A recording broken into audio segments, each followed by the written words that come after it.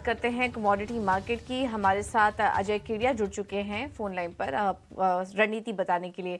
Ajay, thank you so much इजिना स्वदेश को समय देने के लिए। बताइए आज कमोडिटी मार्केट में कैसे ट्रेड करें। शुरुआत सबसे पहले सोने चांदी से करिए, क्योंकि वहां पर हमने देखा कि हल्की तेजी आई, जिस तरह से बॉन्ड यील्ड्स और डॉलर इंडेक्स में नरमी देखने को मिली। क्या अभी भी वहां पर और तेजी करके चल सकते हैं जिस तरह से सेटअप मिल रहा है इस वक्त ग्लोबल मार्केट में?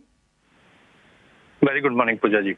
आपको और सभी दर्शकों को हैप्पी दीपावली। डेफिनेटली दीपावली के बाद हमने देखा कल का सेशन जो काफी इंपॉर्टेंट था, जहाँ पे हमने डॉलर इंडेक्स में और बॉन्ड यील्ड में एकाएक फॉल आते हुए देखा। इन्फ्लेशन के नंबर्स को देखते हुए अब होप लगाई जा रही है कि आगे जाके इंटरेस्ट रेट थोड़ा डॉविश रहेगा, जिसके चलते कल हमने सोने और चांदी में एक अच्छा गेन देखा। तो आज भी मुझे लगता है ये गेन कंटिन्यू रहेंगे। गोल्ड में थोड़ा पुल बैक पॉसिबल है। अगर 59,950 के करीब अगर हम लेते हैं तो हायर साइड में हमें लगता है कि 60,350 तक का लेवल देखने मिल जाएगा। वहीं अगर चांदी की अगर बात करें तो 71,100 के करीब लेके चलना चाहिए। 72,200 तक का टारगेट देखने मिल जाएगा। ओके अजय, इसके अलावा कच्चे तेल को कैसे ट्रेड करें? यहाँ पर काफी सपाट चाल देखने को मिल रही है क्रूड में। तो क्या कुछ ट्रेड करना चाहिए या फिर फिलहाल अवॉइड करें? कच्चे तेल की अगर बात करें तो अभी भी सप्लाई को लेकर, डिमांड को लेकर दोनों ही चिंता बनी हुई है। नॉन ओपेक मेंबर से सप्लाई थोड़ी बहुत बढ़ना चालू हो चुकी है, जिसके चलते अपसाइड काफी कैप लगा हुआ है। तो टाइमिंग कच्चे तेल में कल जो उछाल आया था वो टेम्परेरी था। यहाँ से एक सेलिंग प्रेशर बनना चाहिए। 6550 के करीब बेच के चलिए। डाउन साइड में वापस 6400 तक का लेवल देखने मिल सकता है। और बेस मेटल में भी अजय सलाह दीजिए, यहाँ पर क्या कोई व्यू बन रहा है आपका?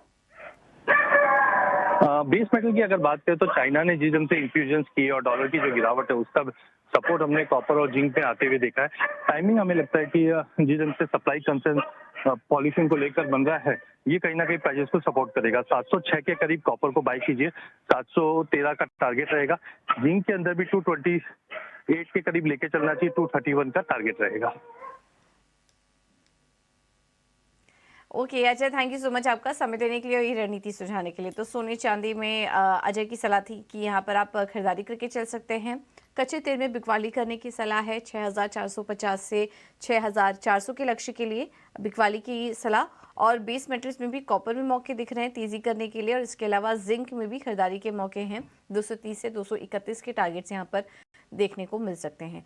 तो ये तो बात हुई कमोडिटी मार्केट की। अब वापस से आते हैं इक्विटी बाजार में, और यहाँ पर कुछ और भी ट्रेडिंग आइडियाज हमें मिले हमारे एक्सपर्ट्स की तरफ से, वो आपके सामने क्विकली रखेंगे। कोटक सिक्योरिटीज ने जो सलाह दी है उसमें बैंक ऑफ बड़ौदा में खरीदारी की राय है उनकी। 205 से 210 के लक्ष्य के लिए स्टॉप लॉस सुझा रहे हैं 190 का।